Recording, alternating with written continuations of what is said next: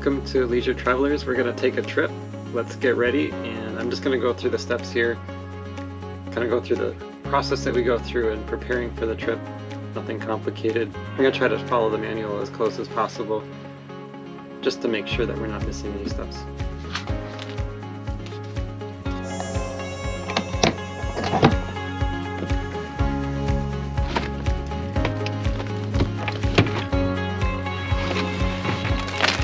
The first thing I do is I connect the electricity. So I use a adapter plug to plug into 110. So I don't have a 30 amp plug here at the house, but we use the 110 plug, and as long as you're not using an air conditioner or having too many appliances on at the same time, it works really well. All I'm doing in here is I'm running the refrigerator, and sometimes we're running some fans and some lights. So it takes a few minutes. Once you plug it in, it takes almost a minute or two sometimes, and then you'll hear this loud click and a beep, and you can verify that you're on external power when you have electricity on the microwave. So propane is used for our cooktop. So we have a 2-burner stove, and then it's also used on the refrigerator. So we tend to use propane when we're not connected to power, so when we're boondocking.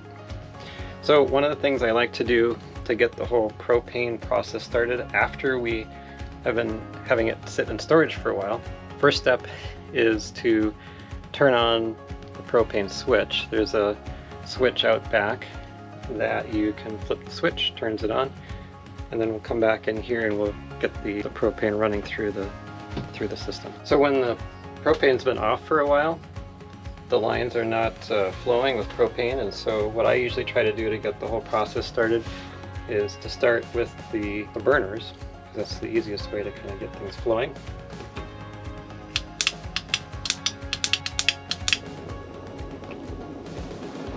Alright, so we got the flame going here on the second, and we'll try to get it on the first. There we go. Usually once you get the flame going on the stove, then it should work in the refrigerator also.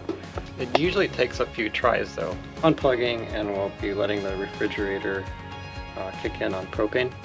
And usually what I do is I just stand outside the refrigerator, I kind of let it click through, so it's trying to light, the propane's running, and then the igniter goes for a while. It usually fails, so it stops for a little bit and then it'll restart again. And it might have to do it maybe 2 or 3 times. But usually I found that if I start with the stove first, the refrigerator usually will start fairly quickly within 2 or 3 tries. So for right now, we are on power, so I would like to turn on the refrigerator. It does take the fridge a while to cool down. I think this one usually cools down within maybe 6 to 8 hours or so. So we don't really need it until 2 days from now, but I do want to get it cold, just make sure everything is running. So we'll go ahead and turn it on, and you can see that it's on automatic, and then this is just an indicator showing that it's plugged in to electric. The center one is gas, so that would be propane, and this would be the battery. And then here's the temperature indicator. We have it on full. I've got a couple of thermostats in here. These are remote, and we have them connected to the home base, so we just leave it out here. What's nice about this is it gives you kind of the high and the low. It's just a really nice way to monitor the temps, and then it has the memory built into it, so if we are away from the camper for a period of time and we want to know if it has been failing or something but then recovered, this gives you a good way to know for sure that your food has always been at a safe temperature. Alright, so next I'm going to deal with the water. And so first thing first, I drained the freshwater tank just before storage. We got rid of all the water in the tank. On the Unity corner bed, on this model anyways, the valve to release or to open up the low point drain on the freshwater tank is located underneath the bed. It's a little bit difficult to access. I know I've seen some modifications where they open up a panel down here, which would be a really nice idea. I just haven't pursued that. But anyways, we'll do it the old-fashioned way. It's a little bit of work.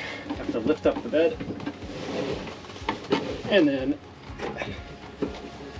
we'll find the valve and close that. So once that drain is closed, now I can fill the tank. But what I'm going to do is I'm going to go through, in the manual it describes how to clean out your freshwater tank. So it's been sitting in storage for a while, there's no water in there, but the water lines do have water. One other thing I'm going to do before I disinfect the water lines though, is I'm going to turn on the bypass underneath the sink. So the bypass is bypassing the water heater. We have a tank water heater. It's a 6-gallon water heater. And then this way, when I circulate the bleach water, it's not going to go into the hot water tank.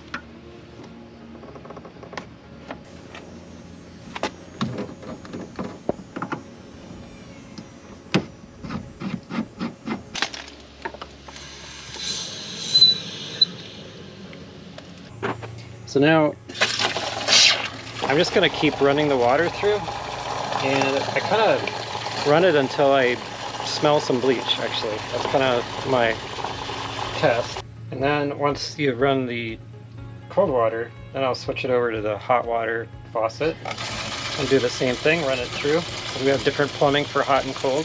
And then I'll do the same thing in the bathroom. And then lastly, I'll do it in the shower as well. So I usually just unscrew the shower. So now that we've got all the water in the plumbing, and also there's some remaining, most of it, in the fresh tank, we'll let it sit for a few hours, and then we'll come back. We'll drain the tank completely, refill it with fresh water, and then we'll run that fresh water through all the plumbing just to get the bleach out, and then we should be good to go. So one more item that used to be on my list was to check the batteries. I used to have flooded batteries, but we just recently converted to AGMs, so that makes maintenance a lot easier. Just make sure that they're still there. Actually no, so they're brand new. They're fully charged, and so I'm going to be doing a video on how the AGMs operate for us. We're going to be doing pretty much boondocking the entire trip, probably 5 days in a row, and I'll be doing a future video on AGM versus lithium versus flooded batteries for the Unity. So look forward to that video coming up soon. So another check I do before we leave is checking tire pressure. Go around checking every tire just to make sure it's properly inflated. Looking at the door of the camper to remind myself on what the proper PSI should be. Look at the outside of the camper up on the roof, make sure that there aren't any missing solar panels. I'll also check some of the electronics. So currently I have DirecTV and a satellite dish. The one thing I found, if you have satellite television, it's always good just to get it reactivated if you haven't used it in a long time. So I'll log in to our account and just make sure that the receiver is active and functioning. We actually don't watch a lot of TV on our trips, but it's just nice to have and know that it's functioning, because you can't get it functioning if you're in a area where you have no internet or cell service. So one of the last things that I do is just go through and run the AC, fan, the furnace. We also test out, so I'll load up or refill the hot water tank, and then we'll test that out just to make sure that it lights. So anyways, I hope this was helpful just to kind of see how we do a quick kind of reopening of the camper after it's been stored for a few months. It'd be nice if we could just camp more often. We wouldn't have to do all this every time we go camping, but it's kind of the way it is right now. So anyways, let me know what you think. If you had some hints or suggestions on how you can do this better and more efficiently, or if I made some mistakes, let me know. Be curious to hear about them in the comments below. Thanks so much.